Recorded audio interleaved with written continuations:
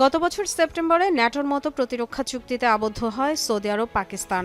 এই সমঝোতার মূল মন্ত্র হল বহিঃশত্রুর হামলাকে যৌথ আগ্রাসন হিসেবে দেখা হবে, আক্রমণের শিকার হলে প্রতিহত করা হবে একসাথে। এবার এই চুক্তিতে যুক্ত হতে চায় তুরস্ক। সে লক্ষ্যে চলছে তোড়জোড়ও। এই চুক্তি কার্যকর হলে নতুন সামরিক জোট গঠন হবে মুসলিম বিশ্বে। মধ্যপ্রাচ্যে চলমান উত্তেজনার মধ্যে ৩ মুসলিম দেশের জোট নিঃসন্দেহে বিশেষ গুরুত্বপূর্ণ, কারণ এদের প্রত্যেকেরই রয়েছে অত্যাধুনিক অস্ত্রভান্ডার। একদিকে G20-র একমাত্র আরব সদস্য সৌদি আরব, অন্যদিকে ন্যাটোর সদস্য তুরস্ক।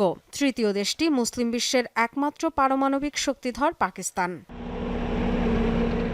অস্ত্র উৎপাদন ও রফতানিতে ইসলামাবাদ ও আঙ্কারা উভয়ই বেশ উদীয়মান।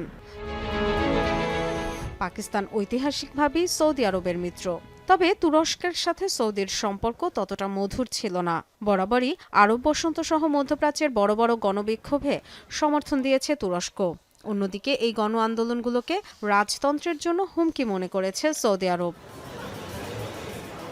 এক দশক আগে লিবিয়ার তুর্কি সেনাদের বিরুদ্ধে লড়তে যৌথ বাহিনীও গঠন করেছিল সৌদি আরব ও সংযুক্ত আরব আমিরাত। মিশরের প্রেসিডেন্ট আবদেল ফাত্তাহ আল সিসিকেও সমর্থন দিয়েছিল রিয়াদ, যেখানে সে সময় এরদোগান ছিলেন রিয়াদের নিন্দার পাত্র।